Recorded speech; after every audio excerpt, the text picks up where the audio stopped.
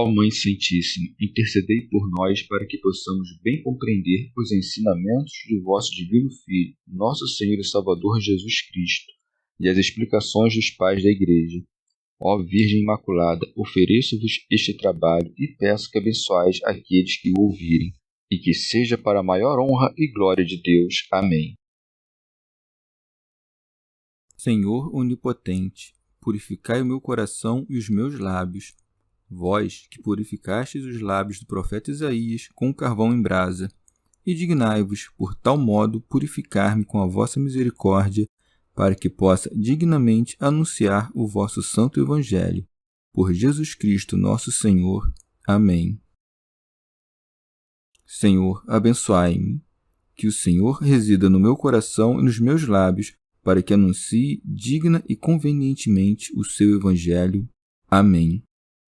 Evangelho de Nosso Senhor Jesus Cristo, segundo São Mateus. O maior mandamento. Os fariseus, ouvindo que ele fechara a boca dos saduceus, reuniram-se em grupo, e um deles, doutor da lei, a fim de pô-lo à prova, perguntou-lhe: Mestre, qual é o maior mandamento da lei? Ele respondeu: Amarás ao Senhor teu Deus de todo o teu coração, de toda a tua alma e de todo o teu espírito. Esse é o maior e o primeiro mandamento. O segundo é semelhante a esse: amarás o teu próximo como a ti mesmo. Desses dois mandamentos dependem toda a lei e os profetas. Comentários dos Pais da Igreja. São Jerônimo. Como os fariseus já haviam sido refutados na apresentação da moeda e viram que a facção contrária havia sido demolida, deviam com isso terem se decidido a não preparar novas emboscadas. Mas a inveja e a malignidade alimentam o descaramento. Por isso é dito: os fariseus, ouvindo que ele fechara a boca dos saduceus, reuniram-se. Orígenes. Jesus impôs o silêncio aos saduceus, querendo demonstrar que a luz da verdade havia emudecido a voz da mentira. Assim como é próprio do homem justo calar quando é tempo de calar e falar quando se deve falar, mas nunca emudecer, também é próprio de todos os que são doutores da mentira emudecer quanto à questão, mas não calar. São Jerônimo. Os fariseus e os saduceus, que eram contrários entre si, estavam de acordo, com as almas em uníssono, para tentar Jesus. Pseudo Crisóstomo. Ou reuniram-se os fariseus para vencer, por meio da multidão, a quem não puderam vencer por meio da razão. Confessaram-se destituídos da verdade quando se armaram da multidão. Diziam, pois, entre si: que fale um só por nós, e nós falaremos por meio dele. Se vencer, parecerá que vencemos todos, e se for refutado, será apenas ele. Por isso se segue. E um deles, doutor da lei, a fim de pô-lo à prova, perguntou-lhe. Orígenes. Todos aqueles que perguntam a algum sábio, não com o fim de aprender, mas para tentá-lo, devemos crer que são irmãos daquele fariseu, segundo o que diz Mateus: todas as vezes que vós fizestes isto a um destes meus irmãos mais pequeninos, a mim o fizestes. Santo Agostinho. Não chama atenção que Mateus diga aqui que houve um tentador que interrogou Jesus. Marcos omite esta parte, mas ao final da passagem conclui dizendo que o Senhor Jesus lhe disse de modo sábio: não estás longe do reino de Deus. Pois pode ocorrer muito bem que, mesmo quando alguém se aproxime com a intenção de tentar, seja, no entanto, corrigido pela resposta do Senhor. Ou, certamente, não devemos ver a tentação, da qual fala Tiago, como má e própria de alguém que quer enganar seu inimigo, mas como cautela com que se quer examinar a quem não se conhece. Não é em vão que está escrito: o crédulo é leve de coração. O que pergunta é o que se diz à continuação: Mestre, qual é o maior mandamento da lei? Orígenes. Dizia mestre como que para tentá-lo, porque não pronunciava estas palavras como discípulo de Cristo. Portanto, se alguém não aprende algo do Verbo, nem se entrega a ele com toda a sua alma, mesmo chamando-o de mestre, é irmão do fariseu que tenta Cristo. Quando se lia a lei antes da vinda do Salvador, talvez se procurasse saber qual era nela o grande mandamento, e não teria perguntado este fariseu caso isso não houvesse entre eles sido buscado durante muito tempo e não encontrado até que viesse Jesus para ensiná-lo. Pseudo Crisóstomo pergunta sobre o grande mandamento àquele que não cumpria nem mesmo o menor. Deve perguntar acerca da maior justiça àquele que já completou a menor. São Jerônimo. Ou não lhe pergunta acerca dos mandamentos, mas qual é o mandamento primeiro e maior, porque, como tudo que Deus manda é grande, qualquer coisa que respondesse serviria para caluniá-lo. Pseudo Crisóstomo. O Senhor, para atingir com sua primeira resposta a consciência enganosa de quem lhe perguntava, respondeu assim: Amarás ao Senhor teu Deus de todo o teu coração, de toda a tua alma e de todo o teu espírito. Amarás, disse, e não temerás, porque amar é mais do que temer. Temer é próprio dos servos, e amar é próprio dos filhos. O temor procede da necessidade, o amor da liberdade. Quem serve a Deus por temor evita o castigo, é verdade, mas não tem a recompensa da justiça, posto que, a contragosto, pratica o bem por medo. O Senhor não quer ser temido pelos homens como a um amo, mas ser amado como a um pai, posto que concedeu aos homens o espírito de adoção. Amar a Deus de todo o coração é como não ter o coração inclinado ao amor de alguma coisa mais que a Deus. Amar a Deus com toda a alma é como ter a alma muito segura na verdade e estar firme na fé. Uma coisa é, pois, o amor do coração e outra o amor da alma. O amor do coração é, de certo modo, carnal, de sorte que também amamos a Deus de uma maneira carnal, o que não podemos fazer sem nos abstermos do amor das coisas terrenas. Portanto, o amor do coração se sente no coração, mas o amor da alma não se sente, mas se compreende, porque consiste no juízo da alma. O que crê que todo bem está em Deus e que nada de bom está fora dele, este o ama com toda a sua alma.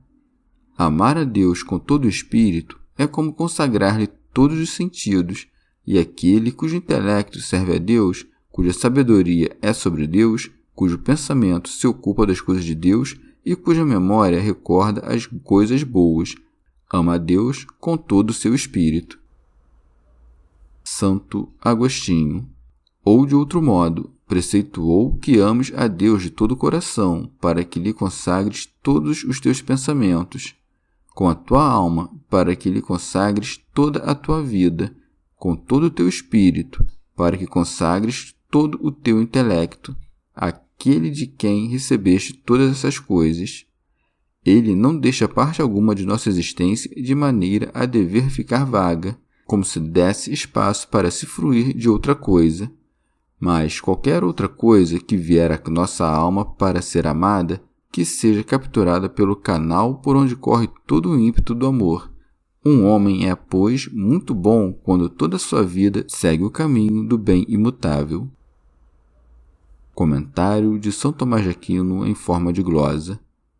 Ou de todo o coração, isto é, com o intelecto, com a alma, isto é, com a vontade, com o espírito, isto é, com tua memória, a fim de que nada queirais, sintais ou recordes que seja contrário a Deus. Orígenes. Ou de outro modo, com todo o teu coração, isto é, de acordo com toda a memória, todas as tuas operações e todos os teus pensamentos, com toda a tua alma, isto é, que estejam preparados para oferecê-la pela piedade de Deus, com todo o teu espírito, isto é, não exibindo mais do que aquilo que pertence a Deus, e vê se podes compreender teu coração com teu intelecto, por meio do qual conhecemos as coisas inteligíveis, e teu espírito, por outro lado, para manifestá-las, pois com o espírito damos a conhecer cada coisa, e por cada uma dessas coisas que são declaradas, nós como que caminhamos pela mente, manifestando-as. Se o Senhor não tivesse respondido ao fariseu que o tentava, poderíamos acreditar que um mandamento não é maior que o outro. Mas o Senhor responde: esse é o maior e o primeiro mandamento, o que nos faz compreender o sentido dos mandamentos, ou seja, que há um maior e outros menores, até o último. Responde-lhe o Senhor não só que este é o maior mandamento, como também o primeiro, não segundo a ordem e que está escrito, mas segundo a dignidade da virtude. Unicamente reconhecem a magnificência e o primado deste mandamento aqueles que não só amam o Senhor seu Deus, mas também o amam com aquelas 3 condições, a saber, com todo o seu coração, com toda a sua alma e com todo o seu espírito. Ensinou-lhe que não é só grande e o primeiro, mas que também há um segundo semelhante a este. Por isso segue. O segundo é semelhante a esse: amarás o teu próximo como a ti mesmo.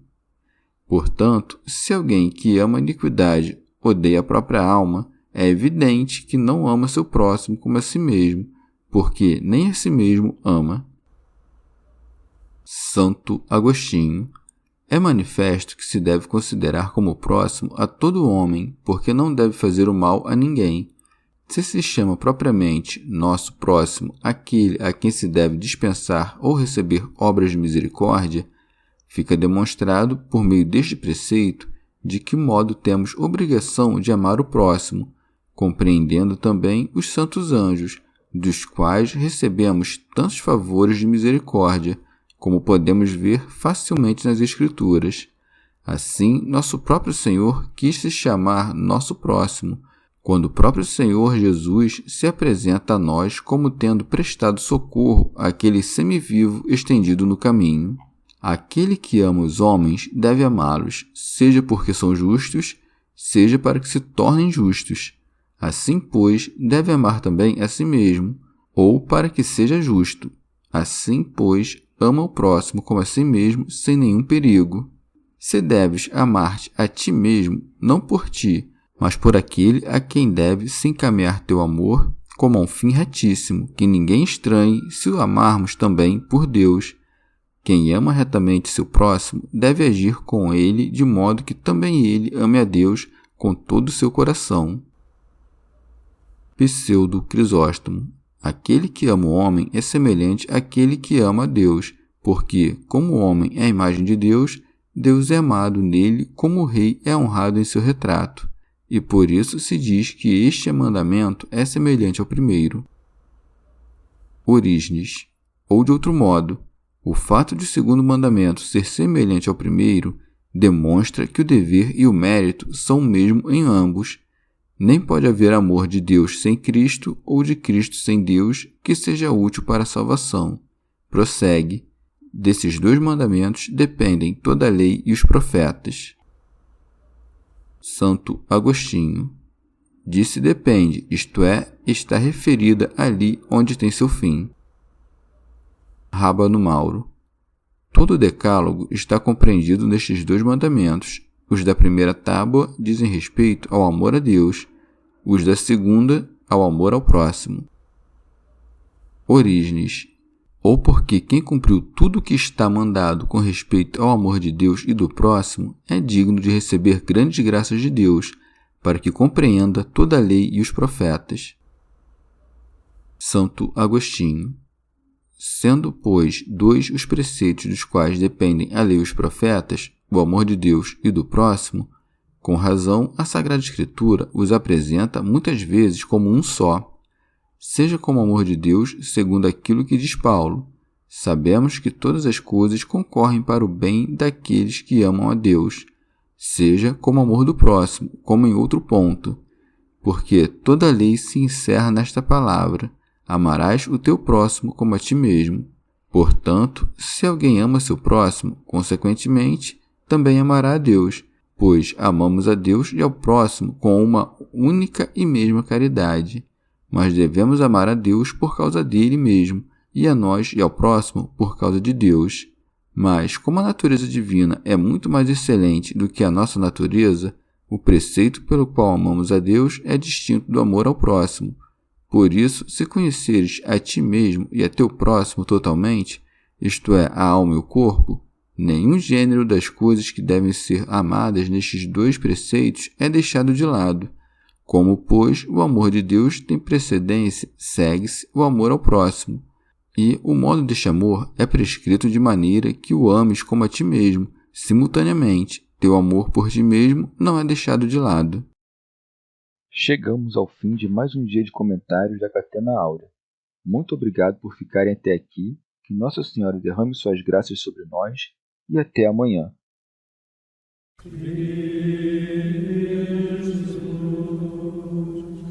Vai,